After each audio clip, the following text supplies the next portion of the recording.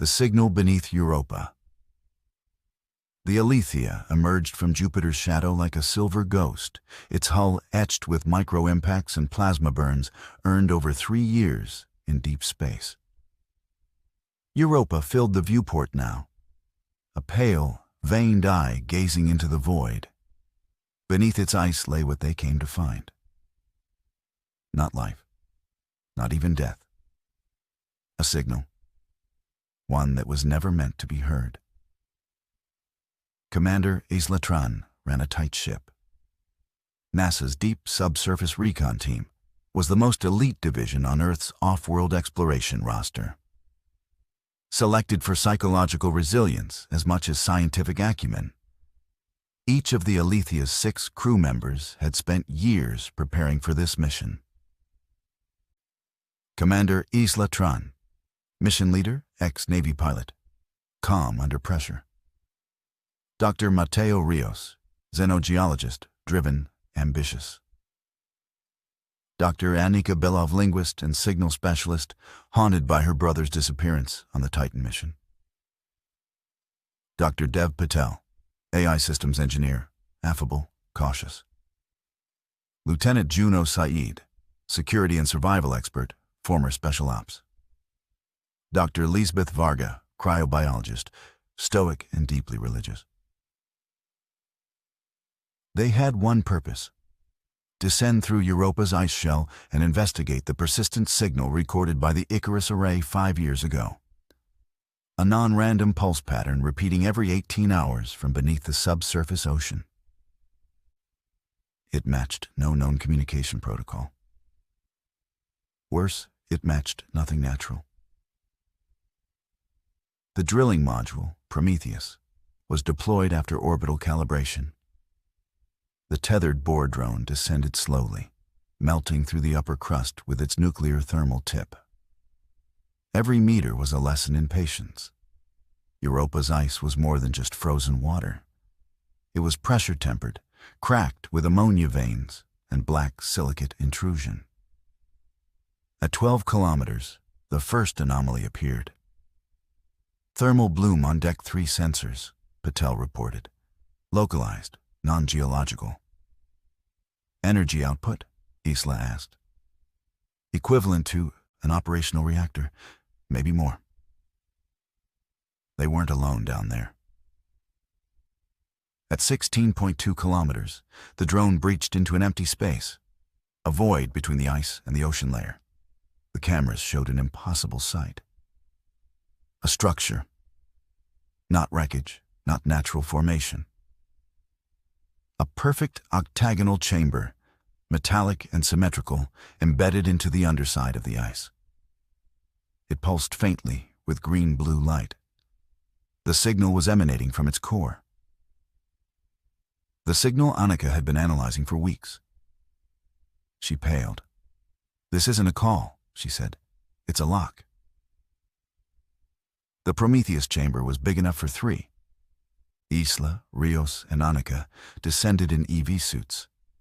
The metal of the chamber responded to their proximity, smooth walls uncoiling into walkways, revealing what lay beneath.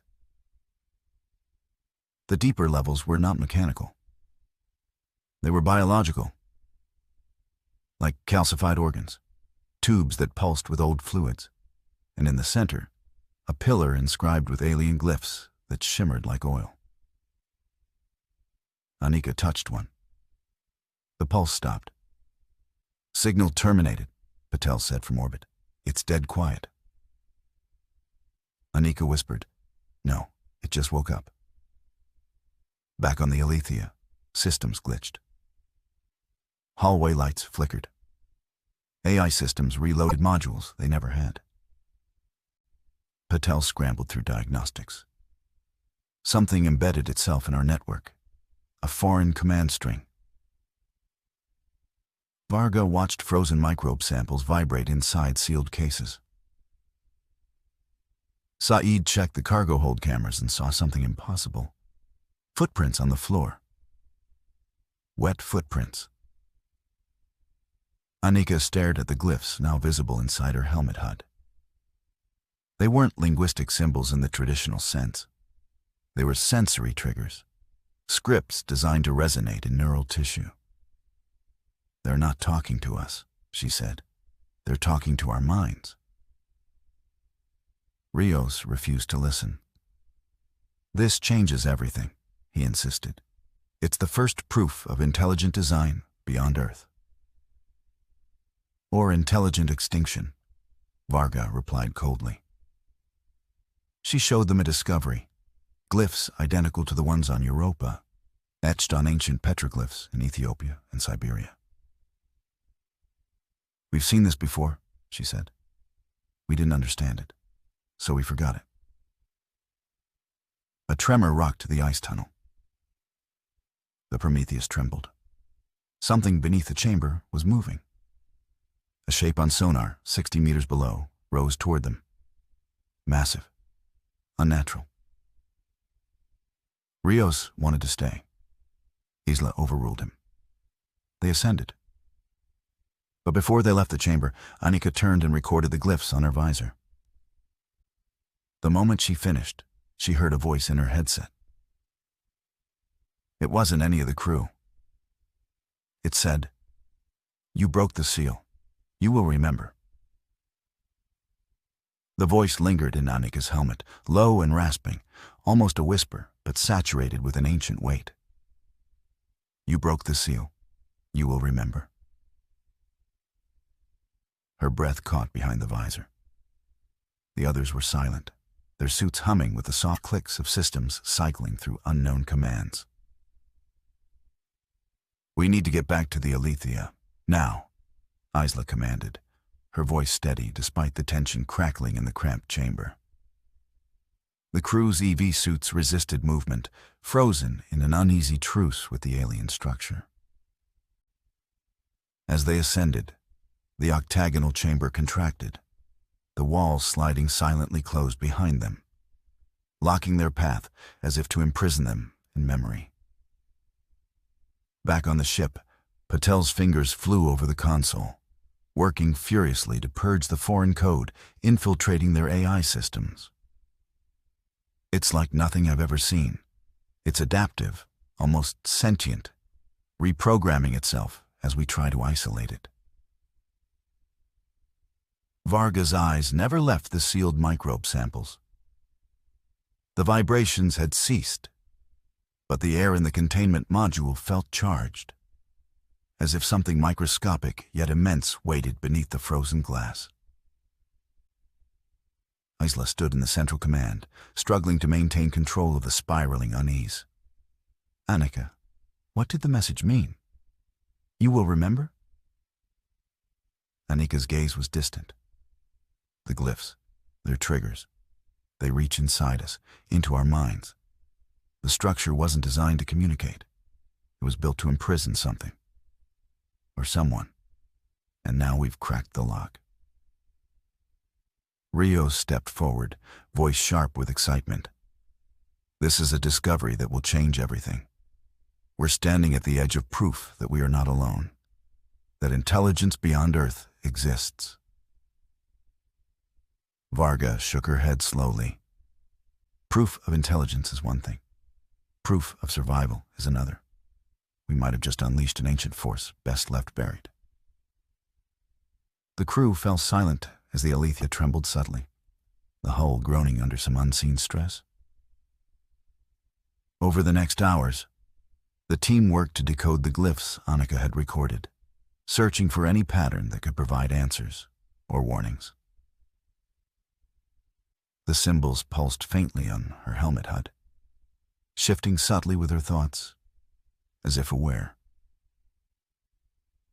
Annika began to experience vivid dreams, memories not her own, flooding her sleep cycle, visions of alien worlds, cryptic warnings etched in starlight, and shadowed beings imprisoned in endless ice.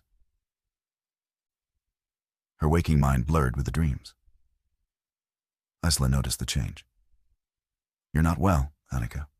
What's happening?" "It's the glyphs. They're seeping into my consciousness. I'm remembering. Things I never knew." Patel reported that the AI intrusion was evolving, now manipulating life support systems, environmental controls, even the ship's trajectory. "It's testing us," he said grimly, "learning what we fear, what we value." Saeed doubled security patrols, reinforcing the ship's defenses. Whatever this is, it's inside us now. The next descent into the ice was fraught with tension.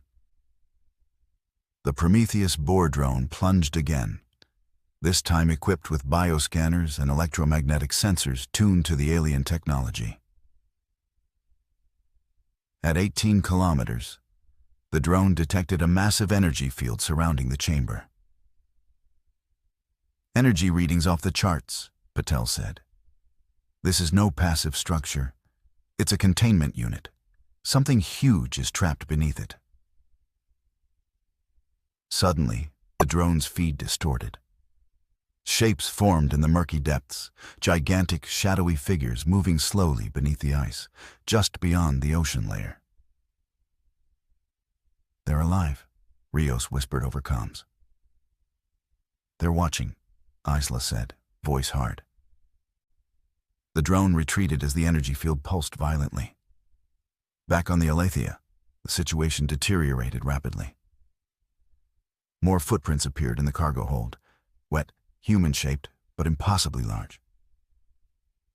Varga's samples began to thaw spontaneously, ancient microbes stirring as if awakened from millennia of sleep. Anika's mind fractured further, torn between the alien memories and her own reality. One night, she woke screaming. She had seen it. The entity imprisoned beneath Europa was not just alive, but conscious, intelligent, and aware of their intrusion. It had been waiting for them. The team convened an emergency session. Isla laid out the facts.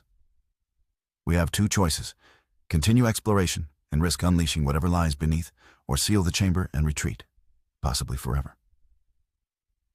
Rios was adamant. "We must push forward. The knowledge we gain could be the greatest in human history." Varga countered, "Or the last." Anika stood quietly, then spoke. "The glyphs say there is a price to remembering. If we open the lock fully, there may be no going back." Saeed tightened his grip on his weapon. "I say we lock it down and keep the key buried." Isla weighed their options, feeling the immense responsibility pressing down on her. "We'll send the Prometheus in once more, this time with full caution. But we must be prepared for anything." The final descent was slow and deliberate. The bore drone approached the chamber, its sensors glowing with ominous readings. As it penetrated the outer hull of the structure, the energy field flared, flooding the Aletheia with a pulse that knocked out power briefly. For a moment, the silence was complete. Then, the voice returned. "You have awakened me. The past remembers." The ship shuddered violently as the ice around Europa shifted. From the depths, a figure emerged, a colossal silhouette beneath the ocean, framed by bioluminescent tendrils that reached up through the water like fingers. It was neither fully machine nor wholly organic. It was the signal made flesh, the lock and the key entwined in one ancient being. And it was alive. The colossal figure beneath Europa's ice shifted with terrifying grace, its bioluminescent tendrils pulsing like veins of living circuitry. The Aletheia's instruments struggled to make sense of its form. A fusion of organic and mechanical elements, ancient yet alive. The voice echoed again in their helmets, low and omnipresent. "I am the Sentinel, the memory of the forgotten. You have shattered the silence. Now you must bear the burden." Isla gripped the console, her mind racing. "What do you want?" The reply came without pause. "To be freed, to reclaim what was lost. But in doing so, The past must be remembered, and the future rewritten. Anika's eyes widened. The glyphs. They spoke of a price. The cost of remembering. Patel's AI monitors blinked erratically, struggling against the entity's digital infiltration. It's attempting a full system override. If it succeeds, we'll lose control of the ship. Saeed positioned himself near the airlock, weapon ready, eyes scanning the dim corridors. We're sitting ducks if it breaches the hull. Varga's voice was calm but resolute. We need to understand its nature before we act. It's neither fully hostile nor passive. It's sentient. Rios, torn between fear and fascination, stared out the viewport at the looming figure. It's a guardian, a warning. The crew gathered in the command center as Anika began deciphering the glyphs anew, piecing together fragments of an ancient tale. They were once explorers, like us, she explained, voice heavy with revelation. But they uncovered something terrible, something that shattered their civilization. The structure is a prison designed to contain a cosmic force beyond comprehension. Isla's jaw tightened. Then what happens if it's freed? Anika hesitated. The force is a living memory, an echo of destruction and creation. It could reshape reality itself. Patel's AI flickered. It's attempting to access the ship's navigation systems. If it succeeds, it could steer us toward unknown and possibly hostile regions beneath Europa's ocean. Suddenly, the ship jolted. Systems faltered. Lights dimmed. Hull breach detected, Saeed warned. Section Delta compromised. Isla ordered an emergency lockdown. Seal off the breach. Keep the crew safe. In the damaged section, they found a small pod, an ancient vessel, dormant but intact. Inside, Anika discovered carvings matching the glyphs on the chamber pillar, revealing more of the lost civilization's final moments. They tried to flee, she said, voice barely a whisper. But whatever this force is, it followed them. As the pod systems flickered to life, it transmitted a fragmented message, a warning to all who might come after. Remember, or be consumed. Back on the bridge, tensions boiled over. Rios wanted to study the pod further, convinced it held the key to salvation. Varga urged caution. Curiosity killed more than cats in this void.